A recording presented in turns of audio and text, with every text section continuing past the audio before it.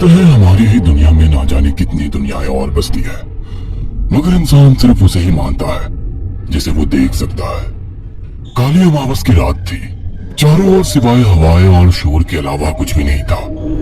राजन को आज घर लौटने में देर हो गई थी। रात के सन्नाटे को वो अपनी साइकिल से चीरता हुआ चला जा रहा था। वो गांव की नदी तक पहुंचा ही था कि तभी उसे नदी के पास एक काला साया दिखाई दिया जो नदी के किनारे पानी को घूरे जा रहा था। इतनी रात को नदी के पास देखकर राजन के ना जाने क्यों रोंगटे खड़े हो गए। उसे ऐसा महसूस हुआ मानो उसके पैर साइकिल के पैडल पर जम गए हो।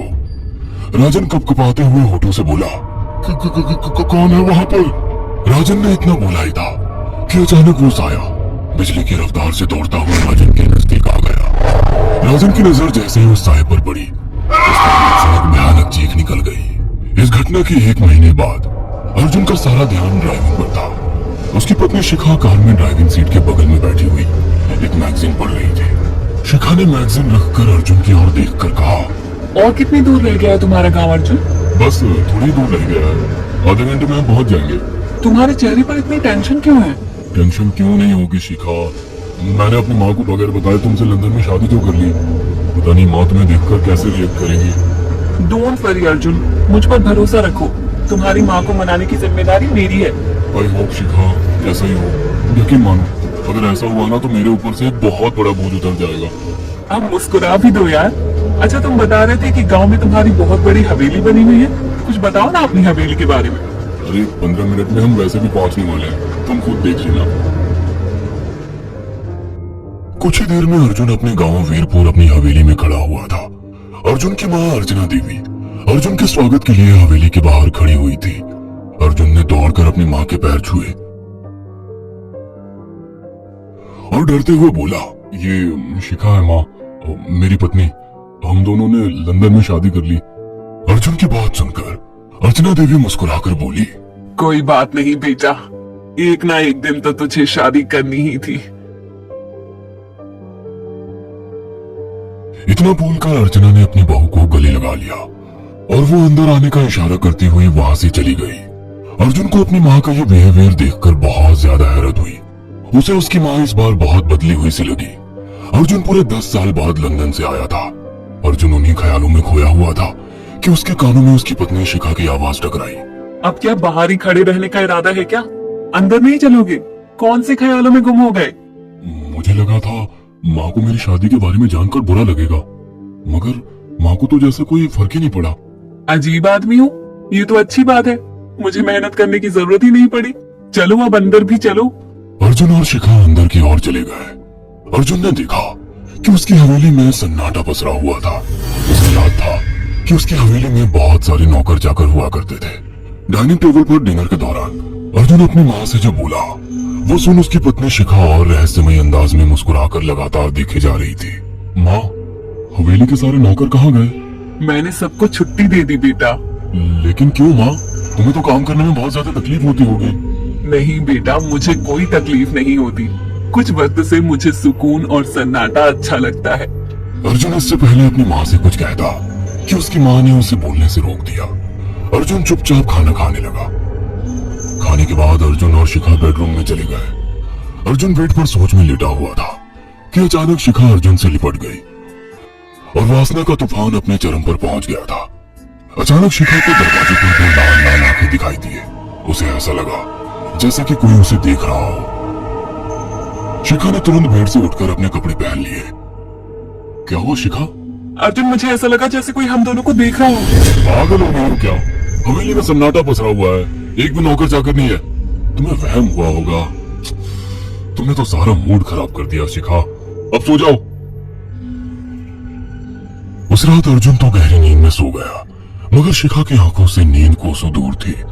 अगले सुबह शिखा जल्दी उठकर किचन की ओर चली गई, मगर उसने देखा कि उसकी सास अर्चना नाश्ता तैयार कर चुकी थी। माँ, आपने तकलीफ क्यों की? मुझे बुला लेती आप। शिखा की बात सुनकर उसकी सास अजीब से अंदाज में शिखा की ओर देखने लगी। उनके देखने के अंदाज में पता नहीं ऐसा क्या था कि शिखा को अपने रोंगटे खड़े होते हुए महसूस हुए। अर्चना धीरे धीरे करीब कदमों से शिखा के करीब आकर बोली, कोई बात नहीं बेटी, तुम्हें अब यहीं रहना है। तुम सिर्फ मेरे बेटे के साथ प्यार से रहो और जल्दी से मुझे एक पोता दे दो। काम की चिंता मत करो, वो सब मैं कर लूंगी। कुछ ही दिनों के बाद अर्चना गर्भवती हो गई। उसे हवेली में रहते हुए 6 महीने से ज्यादा वक्त हो चुका था और इन 6 महीनों में उसने नोट किया कि जब से वो गर्भवती हुई है उसकी सांस अचानक से आकर उसके पेट पर हाथ फेरने लगती और अजीब से अंदाज में उसके पेट को घूरने लगती। शिखा ने तंग आकर अर्जुन से कहा, अर्जुन, मुझे तुम्हारी माँ का बिहेवियर बड़ा अजीब लगता है। तुम्हारी माँ जब देखो मेरे पेट पर आकर हाथ फेरती रहती है। अरे माँ को अपने पोते के आने का बेसब्री से इंतजार है शिखा, इसमें अजीब लगने वाली क्या बात है? मैं तुम्हें कैसे समझाऊं? मैंने माँ की आंखों में एक अजीब सी चमक देखी है। कैसे चमक? शिखा के मुंह से अचानक से एक अल्फाज निकल गया, जैसे किसी डायन की आंखों में होती है। शिखा की बात सुनकर अर्जुन का गुस्सा 7वें आसमान पर पहुंच गया। वो गुस्से से चीखते हुए बोला, खबरदार शिखा, आगे एक शब्द मेरी माँ के खिलाफ मत निकालना, नहीं तो मुझसे बुरा कोई नहीं होगा। तुम्हें शर्म आनी चाहिए शिखा। जब से तुम यहाँ पर आई हो तब से मेरी माँ तुम्हारी कितनी चिंता करती है। वे तुम्हें समय से खुद नाश्ता बनाकर देती है, खाना देती है, यहाँ तक कि हवेली की साफ सफाई भी वो अकेली करती है। क्या बोलूं अब तुमसे, शर्म आती है मुझे तुम्हें अपनी पत्नी कहते हुए। इतना कहकर अर्जुन गुस्से से कमरे से निकल गया। शिखा अर्जुन से बहुत कुछ कहना चाहती थी मगर कह नहीं पाई। उसने महसूस किया था कि चाहे कितनी भी तेज आंधी और तूफान आए मगर हवेली के अंदर धूल की एक परत तक नहीं जमती थी और दिन ब दिन अर्चना के चेहरे की झुर्रियां कम होती जा रही थी। ऐसा लगता था मानो वो जवान हो रही हो। शिखा के अब 9 महीने कंप्लीट हो चुके थे और एक रात अचानक उसे प्रेगनेंसी पेन होने लगे, दर्द से तड़पने लगी। ये देखकर अर्जुन घबरा गया। वो दौड़ा दौड़ा माँ को बुलाकर लाया और बोला, माँ, हमें तुरंत शिखा को किसी अच्छे हॉस्पिटल में एडमिट कराना होगा। अर्जुन ने देखा कि उसकी माँ ने उसकी बात को सुना ही नहीं। वो तो बस शिखा के गर्भ की ओर आंखें फाड़ फाड़ कर देखी जा रही थी। अर्जुन एक बार चिल्लाकर कहा, माँ, हमें शिखा को इसी वक्त हॉस्पिटल में एडमिट कराना होगा। नहीं, शिखा की डिलीवरी हॉस्पिटल में नहीं, इसी हवेली में होगी। लेकिन इस हवेली में आपके और मेरे अलावा कोई नहीं है। तभी शिखा दर्द से तड़पने लगी। अर्चना ने अपने बेटे को धमकी देकर कमरे से बाहर निकाल दिया और दरवाजा बंद कर लिया। अर्जुन हक्का बक्का रह गया। अर्जुन दौड़ता हुआ गांव की ओर गया। उसने देखा कि गांव में एक पेड़ के नीचे गांव के सभी बुजुर्ग इकट्ठे थे। उनके हाथों में जलती हुई मशालें थी। अर्जुन उनके पास पहुंच गया और बोला, मेरी मदद कीजिए, मेरी बीवी को प्रेगनेंसी दर्द हो रहे हैं। आप प्लीज किसी दाई को बुला लीजिए, जितना पैसा चाहिए देने को मैं तैयार हूँ। तभी उसके कानों में गांव के सरपंच की आवाज टकराई, बेवकूफ लड़के, तू अपनी बीवी को एक डायन के यहाँ पर मरने के लिए छोड़ आया। क्या कहना चाहते हैं आप जानते हैं आप क्या कह रहे हैं? वही जो तू सुन रहा है, तेरी माँ एक डायन है। इन गांव वालों के हाथों में जो मशाले देख रहा है ना, हम तेरी ही हवेली में आग लगाने जा रहे थे। तेरी माँ ने इस गांव में ना जाने कितने नौजवानों को मार कर खाया है। तेरी माँ एक डायन है। लगता है आपका दिमाग खराब हो गया है। आप जानते भी हैं मैं कौन हूँ? हाँ, मैं जानता हूँ। तू ठाकुर धीरेन्द्र प्रताप का बेटा है। तेरे पिता को शक हो गया था कि तेरी माँ एक डायन है, इसीलिए उन्होंने तुझे हमेशा उससे दूर रखा। पहले तेरी माँ ने तेरे पिता को मारा और धीरे धीरे करके वह हवेली के सारे नौकरों को मार कर खा गई और फिर गांव वालों को भी मारने लगी। और अब तो तेरे होने वाले बच्चे को खाएगी, क्योंकि डायन को नवजात शिशु का मांस खाना बहुत पसंद होता है। अगर मेरी बात पर यकीन नहीं है तो चलकर मेरे साथ तू खुद अपनी आंखों से देख ले। इतना कहकर सरपंच अर्जुन को लेकर हवेली की ओर चल पड़ा।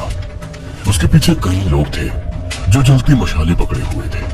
हवेली के अंदर घुसकर उन्होंने उस कमरे के दरवाजे को तोड़ दिया जहाँ पर शिखा थी। कमरे का मंजर देखकर अर्जुन के रोंगटे खड़े हो गए। उसने देखा कि उसकी माँ एक बेहद भयानक रूप में उसके बच्चे का मांस खा रही थी और उसकी पत्नी शिखा फर्श पर मरी हुई पड़ी थी और पूरा फर्श खून से लाल था। अर्जुन को अपनी आंखों पर यकीन नहीं आ रहा था कि तभी उसकी माँ उसके ऊपर झपटी। सरपंच ने चीख कर कहा, अरे इस डायन को आग लगा दो, जिंदा जला दो इसे और साथ ही इस हवेली को भी। सभी लोगों ने जलती हुई मशाले डायन के ऊपर फेंक दी।